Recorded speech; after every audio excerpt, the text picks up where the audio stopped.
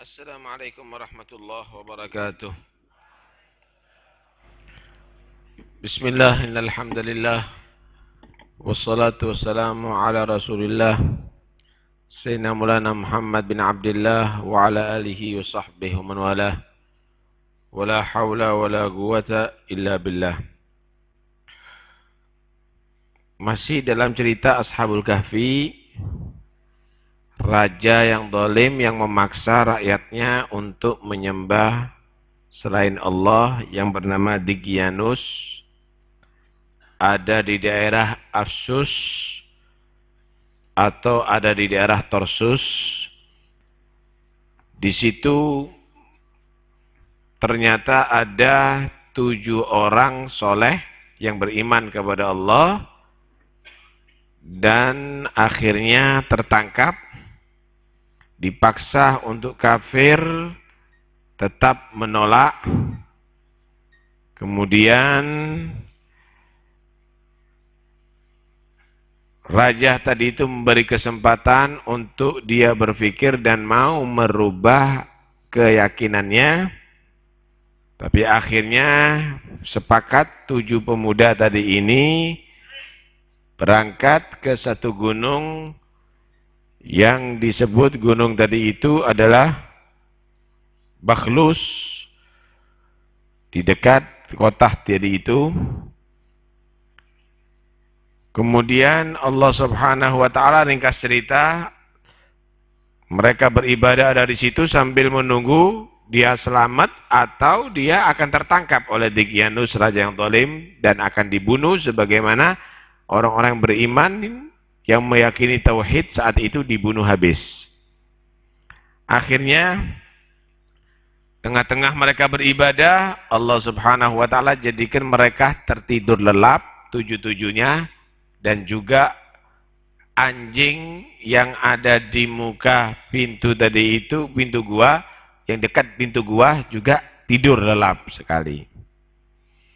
Sampai akhirnya beneran hari berikutnya Dygyanus mencari orang ini, nggak ada, dicari ternyata ada di dalam gua, disuruh keluar, nggak keluar, dianggap dia tadi itu mendengar ketakutan, nggak mau keluar, maka udah kita tutup gua, biar mati ada di sana jadi kuburannya. Wa tahsabuhum ayghadhan wa hum rukud. Padahal mereka sudah ditidurkan oleh Allah Subhanahu wa taala, ditutup. Ada 2 orang yang beriman yang saat itu menyembunyikan imannya, yang dia tadi itu berharap nanti Allah Subhanahu wa taala akan menunjukkan bahwa sebelum hari kiamat keagungan orang-orang 7 tadi itu, bahwa mereka orang yang beriman dan dia manusia akan menyaksikan nama-nama mereka. Ringkas cerita, setelah 300 tahun. Jadi ini tidur selama 300 tahun. Jadi dicatat namanya ada di lempengan dari timah begitu di muka gua. Udah nggak ada yang orang ke sana. Udah dianggap mati sudah. Dygyanus jatuh.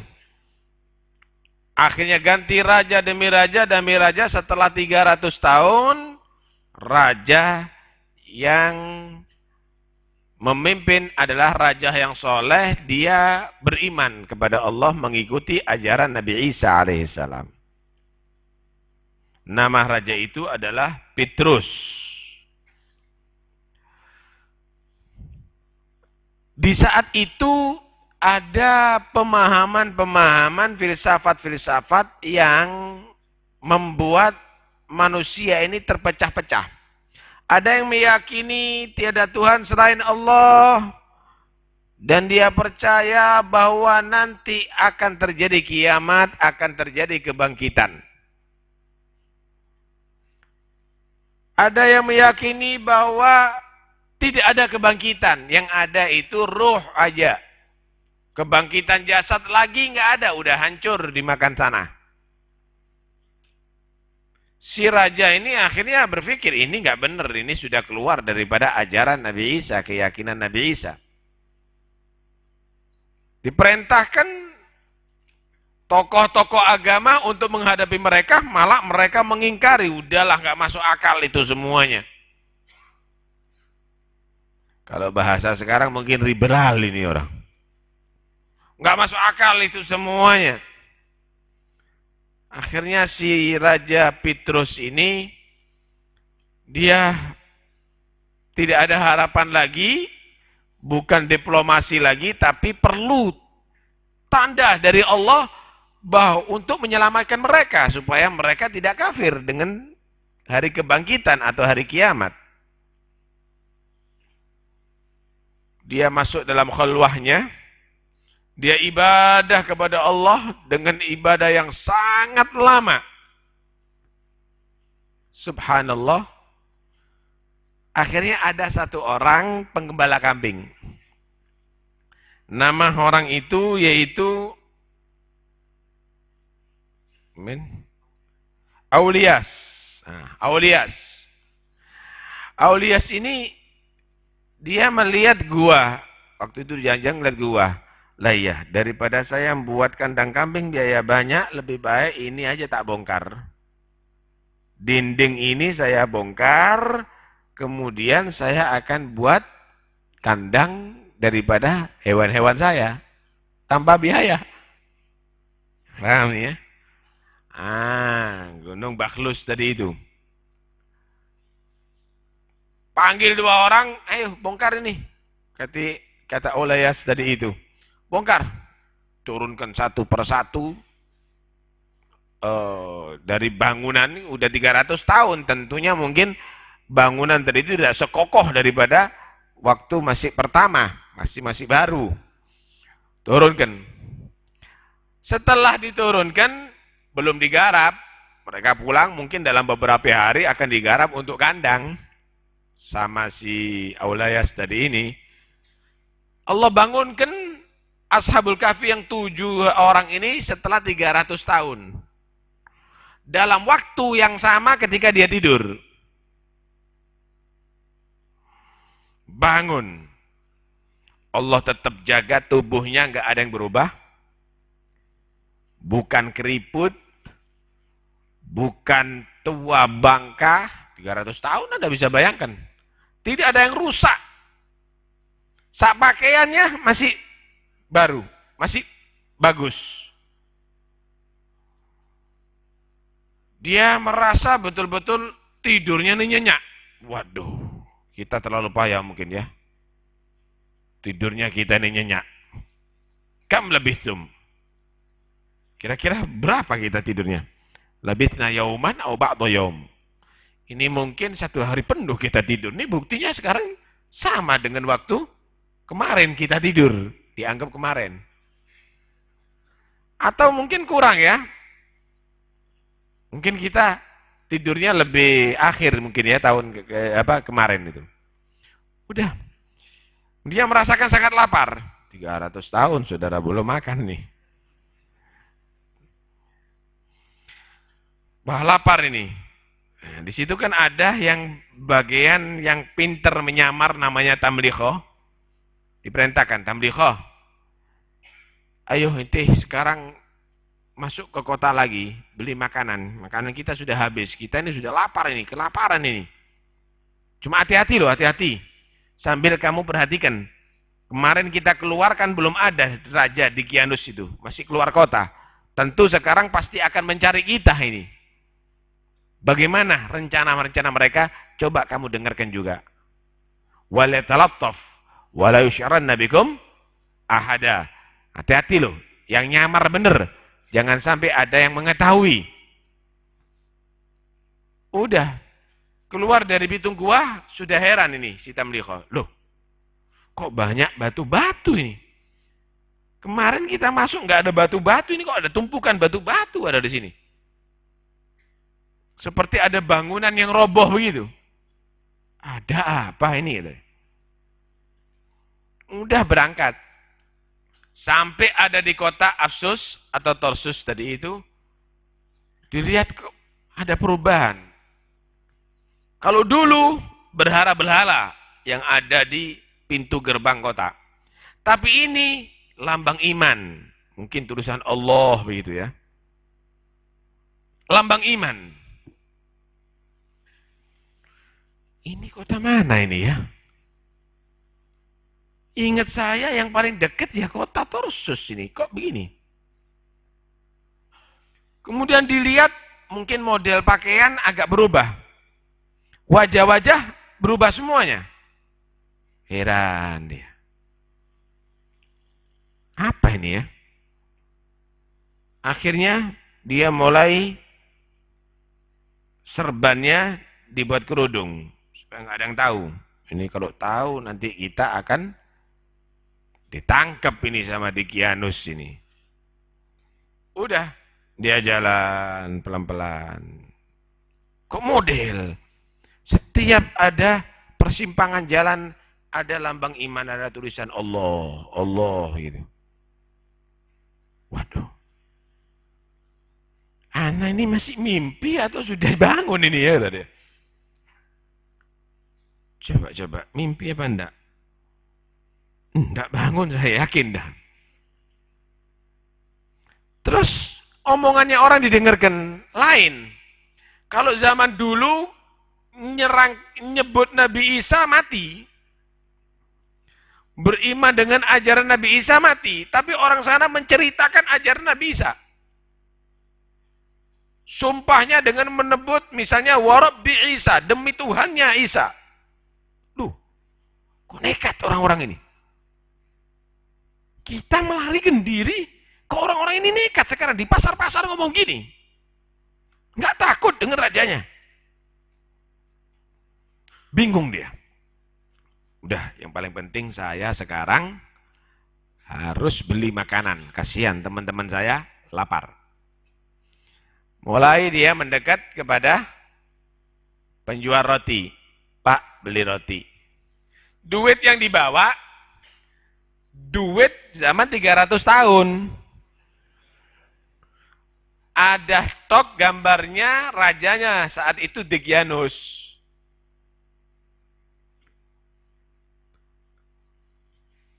Dikasihkan duit ini. Duit apa ini? Teman yang sebelahnya, lihat. Loh, ini duit zaman dulu ini. Yang satunya, loh, wah, akeh. Pak, ini duit apa ini? Ya duit. Duit yang aku kemarin beli, kata dia. Ini duit lama. Ini pasti kamu sudah mendapatkan barang timbunan ini. Mana-mana, di mana-mana barang timbunan. Ayo kita bagi bersama. Kalau enggak saya akan bawa ke pemerintah kamu. Apa? Kata dia. Enggak ada timbunan. Ya, ini barang duit saya, kata dia. Enggak ada. Wah, rame begitu. Akhirnya kita harus bawa kepada raja. Ini berarti menyimpan barang timbunan. Wah, rame. Akhirnya saudara, besok insya Allah akan kita teruskan.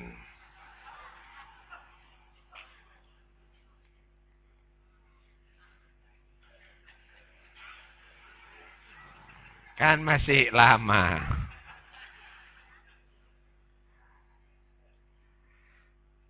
Dari cerita ini bisa diambil hikmah. Subhanallah. Ternyata apa yang Allah atur itu indah ya. Wa kullu fi'lih jamil. Semua yang dilakukan oleh Allah itu indah. Akhirnya menjadi fikrah, akhirnya menjadi ibrah. Menjadi satu pemikiran, menjadi satu hal yang sangat hebat, yang cemerlang sekali. Adanya raja yang zalim ternyata tumbang, walaupun mungkin perlu waktu yang lama, diganti dengan raja yang soleh. Adanya orang yang tertindas nanti akan menjadi mulia. Itu semuanya adalah menggambarkan bahwa kemuliaan itu bukanlah diraih karena poster tubuh atau kerapian pakaian, atau jabatan yang tinggi. Wala yulaqaha illa alladzina sabaru wala yulaqaha illa dzu haddin azim. Ternyata kemuliaan itu Allah akan berikan kepada orang yang sabar. Orang yang sangat beruntung, yaitu orang yang sabar, mempertahankan iman dan takwa kepada Allah. Allahu Akbar. Hah? Orang-orang yang zalim, yang congkak, sekalipun dia jadi raja, jatuh. Dan itu banyak Allah contohkan. Fir'aun jatuh, Qarun jatuh, Namrud jatuh, Jalut jatuh, dan sekarang Daqyanus juga jatuh. Karena itu, wahai orang-orang yang Allah berikan jabatan, kamu pasti akan jatuh kalau kamu jadi orang yang zalim. Kamu pasti akan tidak berharga kalau kamu jadi orang yang zalim. Hati-hati. Dan itu sudah sunnatullah. Memang mungkin tidak spontan jatuhnya. Tapi sekali jatuh, tumpas sak kerajaannya, sak hartanya, sak keluarganya, sak dirinya. Innallaha la yumli lidh-dhalimi hatta idza akhadahu lam yuflithu. Allah itu kadang-kadang ngasih atau memanjakan orang yang zalim. Manja. Wah, manja. Jalan aja dikawal lah. Dikawal jalannya. Wah, kasih jalan. Disaduk kalau perlu nanti. Dimanjakan oleh Allah orang yang zalim. Tapi ketika nanti Allah subhanahu wa ta'ala menurunkan murkanya, nggak ada tersisa. Hartanya disita. Dirinya dipenjara. Kadang-kadang udah sakit dia tetap keluar dari penjara. Pengadilan. Tempatnya yang asalnya di istana, masuk ada di bui. Makannya yang seharusnya bagus, cateringan nanti. Hati-hati. Belum lagi mungkin dibunuh. Atau mungkin dia akan dikuasai yang lebih zalim daripada dia, sehingga dia disiksa. Dan itu akan terjadi. Wa mallahu bighafilin amma ya'malud dhalimun. Kedua, kalau Anda lihat tadi itu, bagaimana Allah subhanahu wa ta'ala membuatkan hatinya orang yang gelisah. Tapi kegelisahan tadi itu, karena dirinya tadi itu, mikir keselamatan agama. Mikir keselamatan umat. Doanya mereka, orang yang demikian ini akan diterima oleh Allah. Ana indal munkasirati qulubuhum min ajli, kata Allah dalam hadis qudsi. Aku ini bersama orang yang hatinya lebur karena aku, kata Allah. Lebur karena Allah. Dia tadi itu merasa tidak memiliki apa-apa, tidak berdaya, tapi karena Allah, bukan karena frustasi. Aku bersama mereka, artinya aku melindungi, aku cinta, aku dengarkan doanya mereka. Itu doa yang paling mustajab kalau sudah begitu. Karena itu kadang-kadang kepepet itu adalah lambang kesuksesan bagi orang beriman. Les kepepet, ditagih ngalor ngidul, tapi untuk agama ya. Urusannya sudah mentok, tidak ada jalan. Ya Allah, tolong kami. Oh, tidak jalan nanti. Tapi kalau sudah mengandalkan, nanti orang itu yang akan bantu. Nanti orang itu yang ngasih. Sebentar lagi bantuan itu akan turun. Itu luput kadang-kadang. Luput kadang-kadang. Saya ibaratkan seperti orang yang hamil. Kalau sudah sakitnya nemen, berarti cedek mau melahirkan. Kalau belum nemen, ya berarti sik suwe sian. Ya soroh terus, gawak terus. Urusan juga begitu. Jangan ada yang putus asa kalau untuk Allah. Jangan ada yang pesimis kalau untuk Allah. Semakin kamu tadi itu kepepet, ketahuilah sebentar lagi kamu akan ditafrij oleh Allah Subhanahu wa taala, dilapangkan oleh Allah sama dengan orang yang mau melahirkan. Sama dengan udun. Semakin gede berarti mau jebrot. Nggak perlu ada yang khawatir untuk orang dai Allah Subhanahu wa taala, asal kamu ikhlas lillahi Subhanahu wa taala. Ono waktu nih. Lah kapan Ustaz duitku kate entek? Entekno dhisik. Engko teko maneng. Ya, tapi semuanya harus pada tempatnya. Kemudian Allah Subhanahu wa taala akan menampakkan kemuliaan Ashabul Kahfi ini enggak langsung. Tangi turu langsung hebat. Enggak.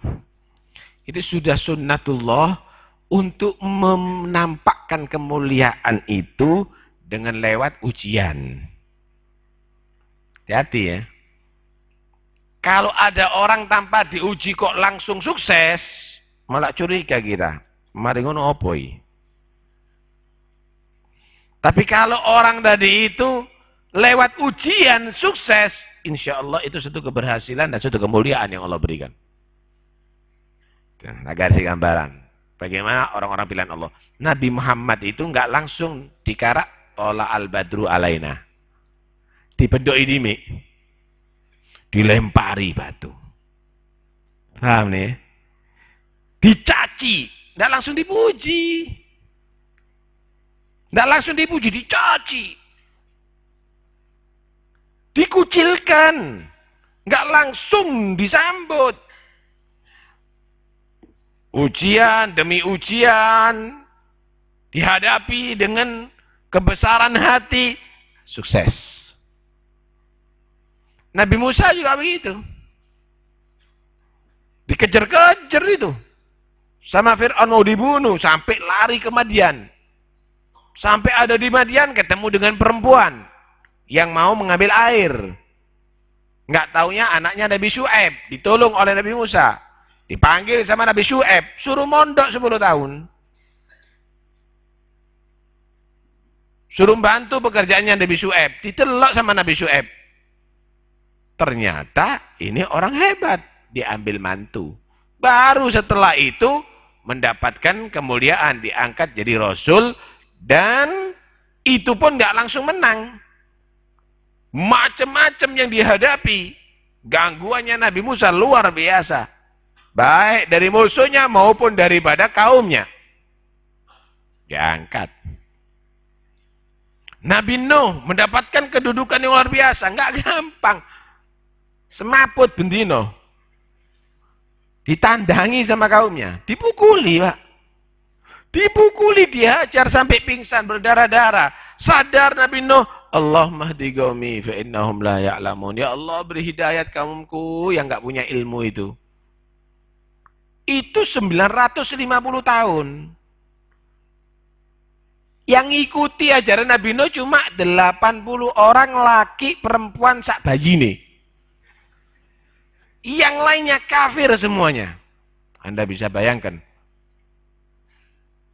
Karena itu keberhasilan itu bukan karena kalau fotonya kamu di majalah ditebar ada di mana-mana, atau fotonya kamu ada di tanggalan ditebar ada di mana-mana, atau kamu tadi itu terkenal menjadi fulan, wah titelnya luar biasa.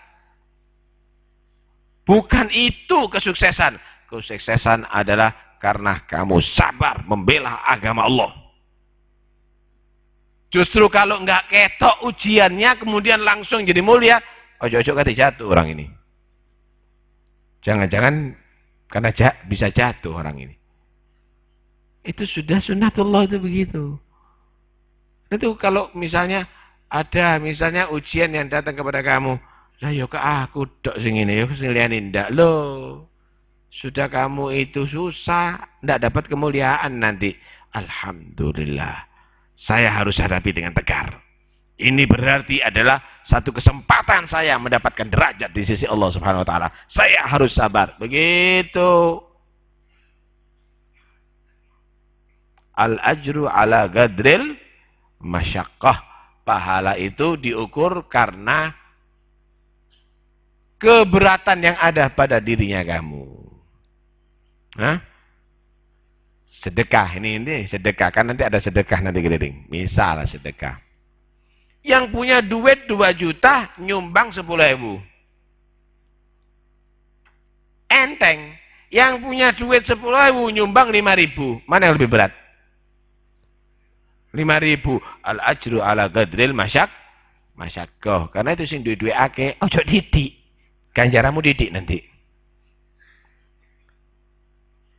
Orang itu mendapatkan pahala menurut daripada masyaqqahnya. Terakhir, dalam kejadian ini, subhanallah, kullu fi'li jamil ya. Allah Subhanahu wa taala sebenarnya nanti akan membuktikan tidak ada yang mustahil kalau Allah itu menghidupkan lagi yang sudah mati. Ini Ashabul Kahfi dianggap mati kan? 300 tahun. Kon gaya obat penenang, obat tidur, sak pabrik tidak sampai sak mono. Mereka menganggap ini mati. Kemudian hidup lagi tidak berubah, Pak. Rambutnya tidak wanen. Untune ya tidak kempong. Kulitnya ya tidak keriput. Sih tetap ganteng. Anda bisa bayangkan kalau tidur segitu lama, sapiro ketek ya yuk. Tapi ini tidak ada. Ini tidak ada. Ini seger semuanya, seger, tidak ada itu semuanya. Anda bisa bayangkan, ya apa itu ngoyo, kemudian ngisi, padahal tidak naik pempes. Anda bisa bayangkan, tapi Allah jaga itu semuanya nggak ada. Subhanallah. Bangun, tidurnya kapan kita ya? Kok seger gitu ya kita tidur ini? Lama kita tidur ini. Seperti baru dia tidur. Subhanallah. Waktu yang lama jadikan singkat.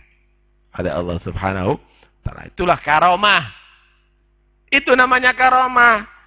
Karena itu kalau ada orang menyatakan tidak masuk akal baca Quran setiap hari sekian banyaknya. Kalau itu karomah, lama bisa jadikan singkat. Nih buktinya Ashabul Kahfi. Menurut orang lama, tapi menurut dia adalah singkat. Nah, Allah berikan karomah. Karena Ashabul Kahfi itu bukan para nabi. Mereka adalah orang-orang yang soleh. Pilihan Allah Subhanahu wa ta'ala. Indah sekali. Nanti itu akan menjadi bukti. Nih buktinya. Sebagaimana 300 tahun sudah dianggap mati, hidup kembali.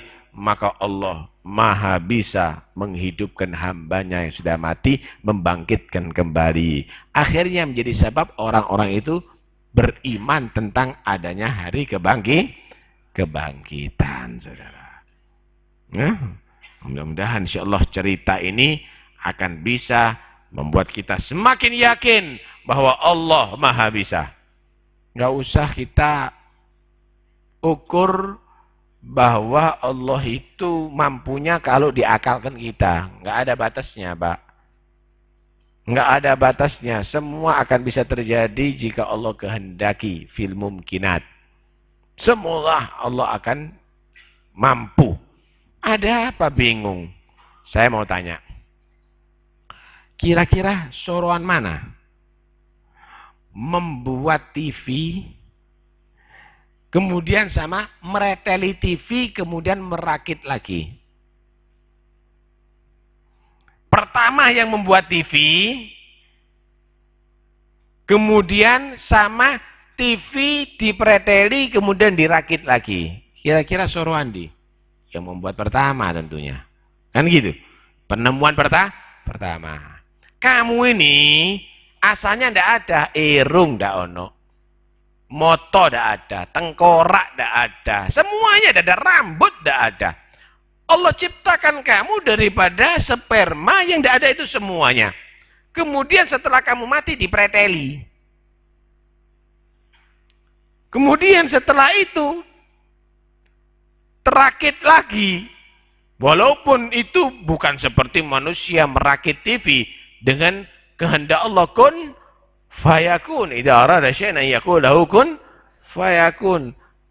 Allah yang bisa membuat tanpa ada sedikit pun bahan-bahannya, maka Allah Maha lebih bisa menciptakan makhluk yang asalnya ada kemudian dibuat ada. Yang tidak ada itu ada kok.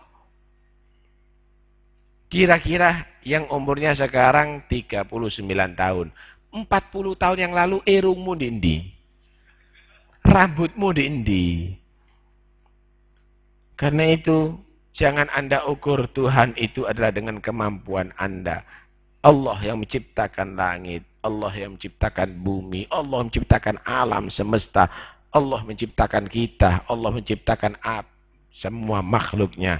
Mudah-mudahan kita menjadi orang yang meyakini tentang kebesaran Allah, kekuasaan Allah, iradah Allah, qudrah Allah, dan Dia adalah Tuhan yang memiliki sifat yang paling sempurna, yang maha sempurna. Wallahu a'lam. Besok malam insyaallah akan diadakan khatmul Quran di Masjid Syamsul Huda Kepatihan, Jalan Melati. Tidak disediakan kendaraan.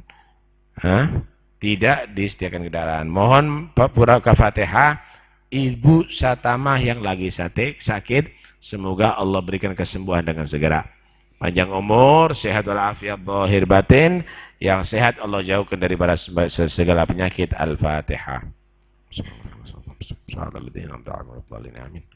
Untuk kaum muslimin yang mau menyalurkan dananya ke Palestina, bisa dimasukkan ke dalam kotak.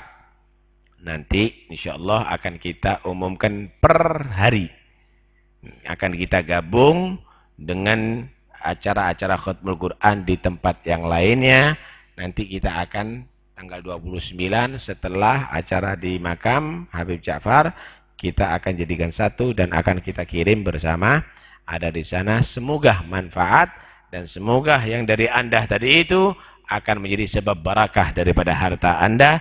Niatkan sedekah ini adalah untuk keselamatan diri Anda dan seluruh keluarga Anda, karena manusia tadi itu akan dinaungi dengan sedekahnya nanti di hari kiamat, dilindungi dengan sedekahnya nanti di hari kiamat.